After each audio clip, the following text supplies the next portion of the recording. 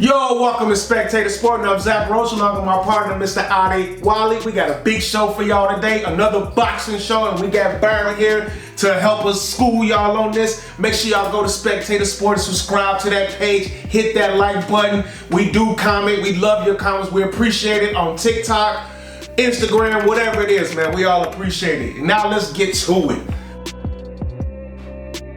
Big time fight coming up. The super talented WBO World Light Heavyweight Champion Keyshawn Davis, 26 from Norfolk, Virginia, is ready to defend his title. Keyshawn comes in 13-0 with 9 knockouts. Last fight, he put a clinic against Dennis Barachek with a 4th round knockout, and he looked like he's ready for all the smoke. He's going against a battle-tested opponent in Edwin Los Santos from the Dominican Republic. Comes in 16-2, 14 knockouts. Last fight, he lost a unanimous decision to the world-class boxer Shakur Stevenson. And now he faces another top-notch opponent, Keyshawn Davis, and is looking to pull off the major upset. Byron, talk to me about Keyshawn going into this fight. The can. I love this fight for Keyshawn Davis. He has gotten a lot of flack because of this new age of boxing where, you know, if you challenge someone who's kind of perennial champion, then their fan base hates you and then they hate on you and all this other crap. And so we had to hear this. He's ducking Andy Cruz to take this fight. But let me just tell you, Keyshawn Davis is fighting the fight that he needs to fight. You know, even though De Los Santos is off of a year layoff, I think that's more of a credible opponent than Andy Cruz. Not to take away from Andy Cruz, I think Andy Cruz is going to be very good at 135, but at 5-0, he can get. It's just funny because you guys give Keyshawn Davis crap about his record, you know, being 13-0 and not being worthy to challenge Tank Davis. But on the other hand, they say that he's ducking the 5-0. Andy Cruz. That's a good point. And I think it's just asinine. I think the most exciting fighter at 135 right now is Keyshawn Davis. And that's because Keyshawn Davis is fighting people within the division. You know, you got the head of the division who is Tank Davis, but he's in a battle with a 126-pound champion. Go figure. But this is going to be an absolutely exciting fight. I think the only thing you can take away from this fight is the fact that De Los Santos is coming off of that year layoff because of the blood clots and the hand injury. But I expect nothing but action in this fight, as I do with all Keyshawn Davis fights. Man, Keyshawn Davis is definitely must-see TV. Excuse me, talk to me about this fight, Adi. Yeah, and Edwin De Los Santos, he had the blood clot in his left leg. But he got back to training in January. He said he's good to go. And back to the Andy Cruz situation. If he beats the Japanese fighter Mishiro on June 14th, he's on the undercard for Richardson Hitchens versus George Kambosos on June 14th. If he beats him, he'll get a fight with Raymond Morataya. Okay. So for the IBF interim belt. But and then it would be the official belt if Lomachenko retires. Okay, yeah. So Andy we Cruz, don't know. Yeah, that's his amateur rival back at the Amateur Olympics, Andy Cruz. So he's trying to come up, get a fight with Keyshawn Davis. But the businessman just moved above Shakur Stevenson in the Ring Magazine lightweight division rankings. Okay. I'm not mad at that. Yeah. So that means they're going to have to fight. No, I'm just kidding. But they're friends. Yeah. That's a different story. I'm sorry. Go ahead. Yeah, but he moved above Shakur, and I agree with that too, man. He just looked very impressive. The only man above Keyshawn Davis now is Tank Davis. And if Gervonta Davis cannot get that eye of the tiger back again in that rematch against Lamont Rose Jr., and if Shakur Stevenson, if he continues this I can't fight my friend type shit, the 135-pound division belongs to Keyshawn Davis, okay?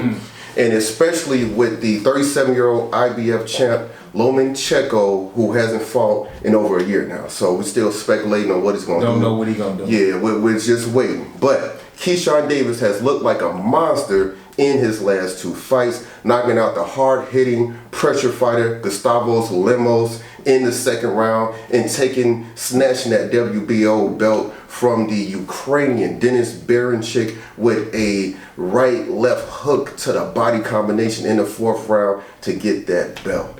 Now, the businessman is on the cusp of becoming a top 10 pound-for-pound fighter. He just needs that big name on his resume, just like Devin Haney and Teofimo Lopez got Lomachenko on their resume. He needs that big name, but he cannot overlook the dangerous southpaw Edwin De Los Santos. Yes. Definitely. Keyshawn, very, very talented fighter. Even if he wins this fight, I just think eventually, I don't want to keep bringing it up, but he's if you really want to set him up for success in this division, he's probably going to have to fight Shakur Stevenson. It's not something that you need to discuss right now because and this is just to speak on the rankings. If Shakur has an absolutely outstanding fight against Zepeda and looks impressive, he's going to go right back ahead of Keyshawn, in my opinion. Keyshawn Davis is there because he had 2 spectacular knockouts. His last 2 fights in division, he is making a force, he's making his voice be heard, not so much on social media, but what he's doing as far as his work in the ring, in the division. I want to be the best 135-pounder in the world, and I'm going to go after whoever I have to. And I love this opponent just because he does share a common opponent with Shakur Stevenson. Okay. And so I love that, that will push him to be dominant in this fight, and the fact that you're getting him off a year layoff. That's something that also plays into your hand. So Keyshawn Davis is doing everything he can to kind of take that fan, input and all this crap on social media and say, look, I'm beating the champions. I'm beating the best people in the division. You got to see me or get out the way. Yeah. I know. I feel you. So, Keyshawn Davis, if he wins this fight, he's definitely going to have some business decisions he's going to have to make. But, Adi, talk to me about Edwin. You told me Edwin De Los Santos. You told me he's very dangerous opponent. Remember, he went 12 rounds with Shakur Stevens. He did lose in the unanimous decision, but he has fought a top fighter. What's your expectation? How can he pull off this upset? What does he got to bring to this fight to beat the super talented Keyshawn Davis? Yeah, well, De Los Santos, he's 25 years old. He's a Dominican Republic native. Edwin De Los Santos is younger than Keyshawn Davis, and he's only 1 inch shorter, and they both have a 70-inch reach. Now, De Los Santos, he is coming off the longest fight drought of his career, 1.5 years, okay? But he's known for that lethal left hand. He's a lethal lefty, and this man is known, he has a very vicious counter-punching ability. He has 18 fights, 14 wins by knockout, all right? Now, versus Jose Rayo Valenzuela, Edwin De Los Santos was knocked down in the 2nd round with a nice Rayo double left hook, but De Los Santos showed some resiliency. He got back up, and while Rayo Valenzuela was throwing a combination to the body, De Los Santos quickly countered with a wicked right hook and wobbled Rayo. Then he came at him with a flurry of punches for the knockdown in that 2nd round. And in the 3rd round, another counter punch, a left hook by De Los Santos, pretty much ended the fight. The ref had in that fight in the 3rd round versus Valenzuela. Very good win. Now, Edwin De Los Santos is dangerous. This is why his last fight versus Shakur Stevenson didn't have a lot of action, okay? Shakur Stevenson didn't want to make himself susceptible to those vicious De Los Santos counter punches, all right? And Shakur Stevenson, he rarely threw combinations of that fight, and he was very hesitant to throw the counter punch.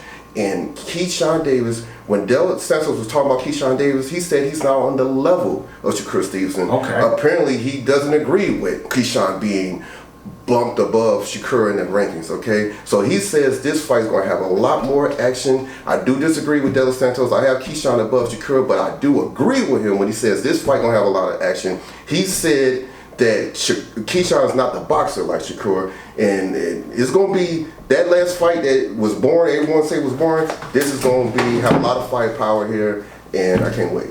Nah, definitely going to be an exciting fight. Byron, talk to me. What does Edwin got to do to pull off this upset against Keyshawn Davis? Edwin De Los Santos is definitely,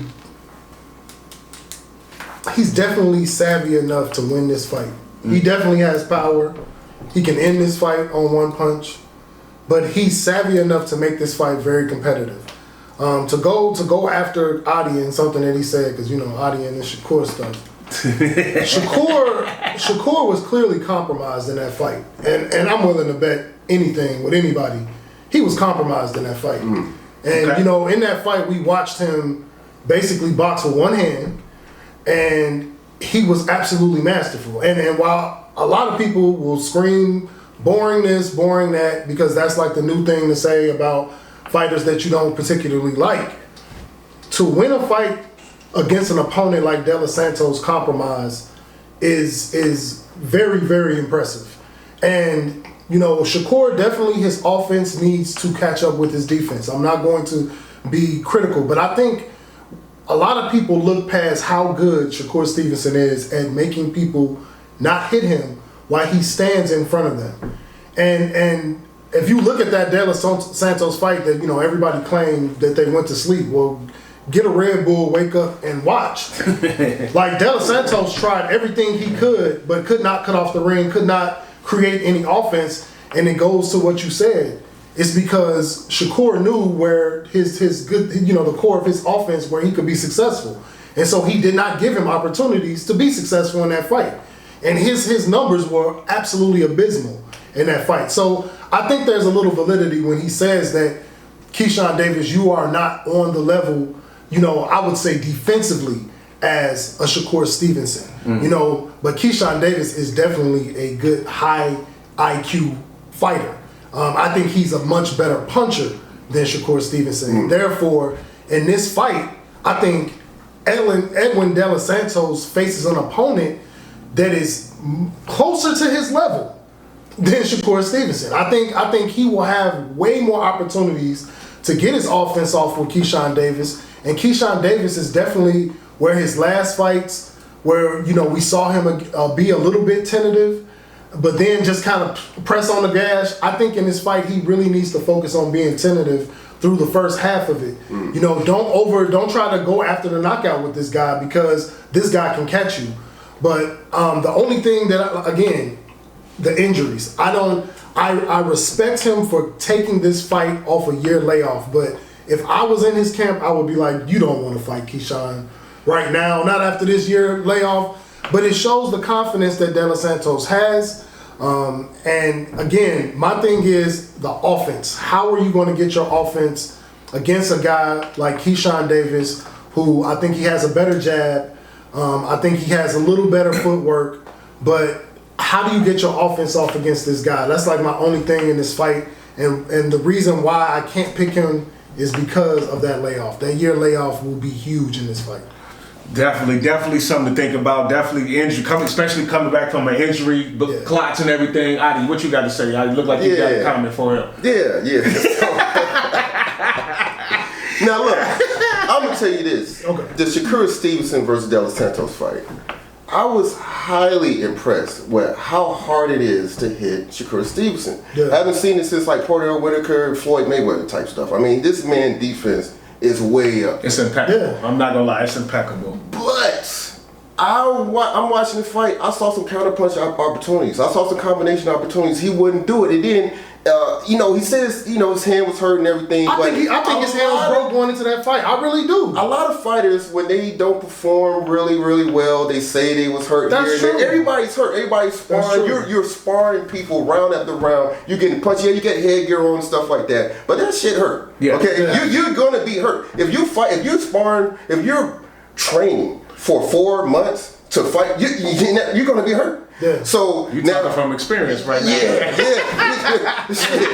You're gonna be hurt. Yeah. So now, and when you look at the numbers, when you look at Shakur Stevenson, when he fought Robson Conceição, he threw 531 punches in that fight. Okay. Right. And when he fought Oscar Valdez, he threw 580 punches in that fight.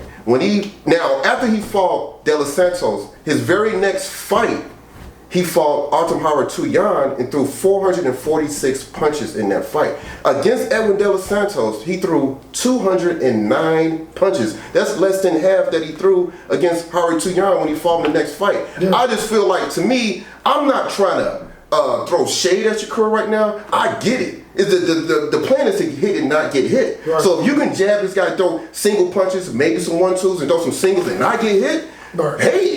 Hey, you won the fight. Right. You know what I'm saying? Right. So, I mean, maybe if he threw 400 punches, maybe he would have got a counterpunch. Maybe he would have ended like Jose Rayo Venezuela. He got knocked out. You know what I'm saying? Again, if he's compromised, don't those numbers kind of lead to you saying, hey, he is compromised? So the injuries come. We gotta also look at the fact that at that time, that was a fight fought on, I believe, a Thursday night. It was like a NASCAR weekend type setup. He's compromised going into the biggest fight of his career that he doesn't want to pull out of, and I'll call it a Manny Pacquiao situation, because Manny Pacquiao also said going into his fight with Floyd Mayweather that he was compromised and he didn't want to lose that opportunity. I don't like fighters going into fights compromised, but we are not these fighters. And these fighters see these opportunities. This is that whole little NASCAR weekend was kind of highlighted by Shakur Stevenson. Mm-hmm. So while I don't like the fact that he did fight that fight compromised, and he kind of alluded to it. He didn't really come out and say it, but he said, I was off. And I know I was off, but I did what I had to do and I won. The fact of the matter is, the kid went in there against a fighter who was trying to take his head off most of that fight, and he made him look very bad.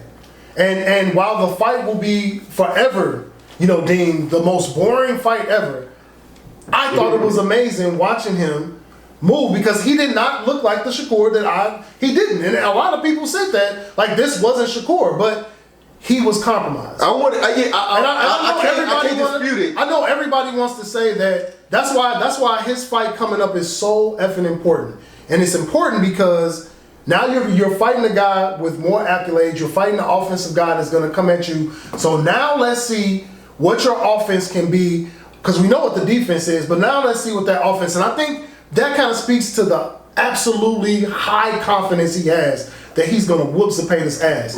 Because he knows this guy can't touch me. And if you can't touch me, then it's basically my offense versus you. And so while it's so easy and so fun for certain clowns and bigots to pile onto Shakur Stevenson is he's elite as far as defense goes in the sport of boxing. He's elite. Definitely. And all he needs is offense. That's all he needs. Yeah, definitely. Nah. Shakur Stevenson, is very talented fighter. There's no doubt about it. I just want to give De Los Santos some credit, though. Yeah. I think he has something to do with that, because this man has power. He does have power. And he's quick, too. He does have power. Yeah. He's very fast, but I think that night, that was Shakur Stevenson night. And even though he was compromised, even though he wasn't, his head wasn't held high after that victory, to go out there and get that victory and you're not on your best, it's a win, man. So, man, that's definitely. So let's talk about it, Adi. Who's gonna win this fight then? So you selling me on Edwin De Los Santos. You telling me that Stevenson stayed away from him pretty much because he was scared and he didn't want to get hit. That's what it sounds like. I'm not saying you. That's what he wants to say. That's what it sounds like you saying. So you tell him. And with Byron, you telling me he's gonna have more opportunity, because Keyshawn is gonna be way more intriguing and way more engaged. He's gonna want to engage. So obviously we got something's got to give here. Adi, who wins this fight and what round? Well, Edwin De Los Santos has become a forgotten man at the 135-pound division because of that fight we just talked about. It was very boring. It was historically low for punches landed in a fight, okay? And then Edwin De Los Santos went on an 18-month fight drought. So, man, he's been forgotten, okay? Now, before that fight drought, De Los Santos in the WBA rankings, he was a top 5 fighter, okay? Yeah. He was in the top 5. He was one of those guys, Now, is Keyshawn Davis fighting De Los Santos so he can say, hey, Shakur Stevenson couldn't hurt this guy, and I knocked him out? And I think that's his motivation. And I say he knocks out De Los Santos in the 9th round. Ooh, 9th round knockout for Keyshawn. Ooh, I like it. I like it a lot. Keyshawn is, I mean, that last fight, he against Barichuk, he was about business. He came here and handled it. Byron, who wins this fight? The businessman.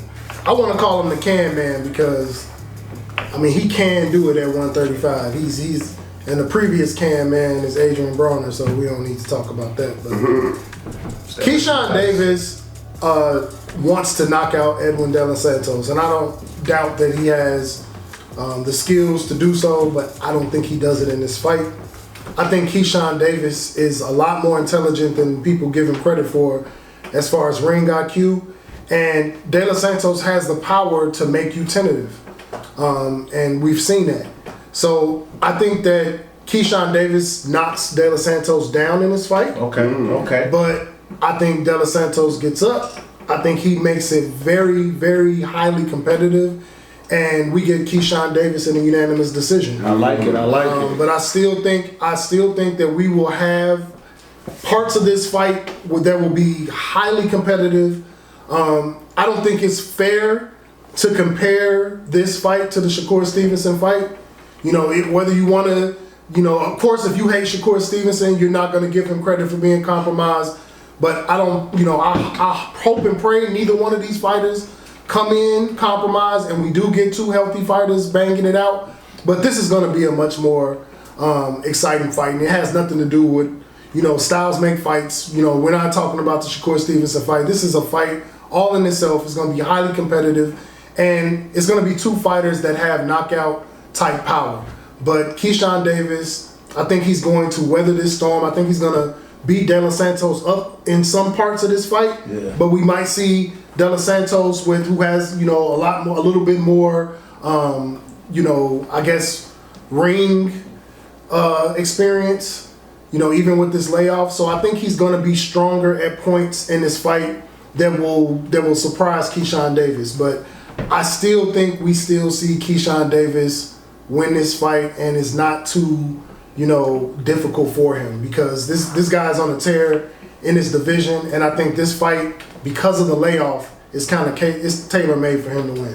I like it. Keyshawn with the unanimous decision for Byron. You say 9th round knockout. Byron, I just want to get to you something. As a boxing fan, every boxer is not going to fight the same. So some boxers are going to be more defensive. Some boxers are going to go for the knockout. Some people are fast. So if you had every boxer trying to knock everybody out, then it would people would be like, all they doing is going for the knockout. So it's good to have different styles. Right. So we need, I will say for Shakur, we need to appreciate that defense a little bit more. Because one thing that Floyd Mayweather had was that same defense, and I don't think it got appreciated enough. But here's the thing, Floyd Mayweather, he suffered the same scrutiny. That's what I'm saying. You know, a lot of you young YouTube, I only watch these guys on YouTube. You don't understand. We actually we lived that era. I was not a Floyd Mayweather fan. And my whole thing about his fights was, oh, he ran. Oh, he did, you know, he didn't engage. But he tactically fought opponents per opponent. You know what I'm saying? He looked at that opponent when he fought Baltimore. He didn't sit down and sit in the middle of the ring. He moved. He got him tired, and then he outpointed him. And so it's just, but then you look at him when he fought Zab Judah. Way more offensive Floyd Mayweather. When he fought Sugar Shane and he got hurt in the second round. And then he turned into a Mayweather that I had never saw. And he beat the shit out of Sugar Shane. So it's, Cotto fight, you know, Floyd Mayweather was a very special fighter in the fact that his offense and his defense kind of meshed well. He was defensive when he had to, and then he turned on his offense. But Shakur Stevenson is his defense is in that league. Yeah. It's in that tier. Yeah. And so it's up there with Bivol. And that's why I don't understand why Mr. Adi can throw so much shade at Shakur Stevenson, but he got Bivol on the wall.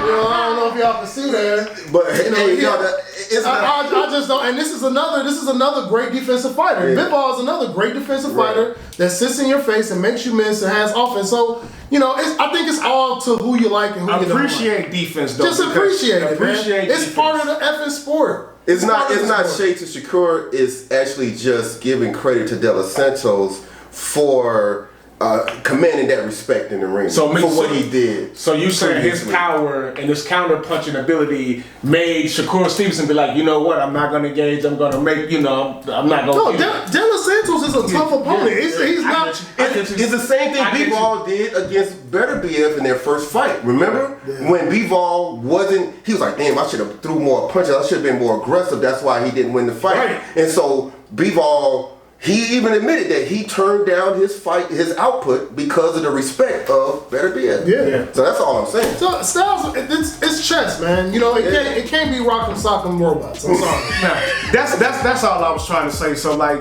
I appreciate boxing because it's very Or just be morons and argue in the comments. It doesn't matter. So look, I'm gonna go. Look, I think it's gonna be a good fight. I think it's gonna be a very entertaining fight. And I think Keyshawn, I think he's the best in this division. I think I will take him over anybody in this division right now. So that's just what I'm going with it right now. I see his talent level is off the charts, but I think this is going to be a unanimous decision for Keyshawn. I think he's going to be some flurries. I think Edwin is going to show himself a little bit in this fight, but I think Keyshawn, just the momentum he's on. He's focused. He's the businessman. I think he wins the unanimous decision as well. Yeah. So you've been watching Spectator Sporting. I'm Zach Roach along with my partner, Mr. Adi Wally. Shout out to Burn. Make sure y'all go on Spectator Sporting. Subscribe to that page. Hit that bell.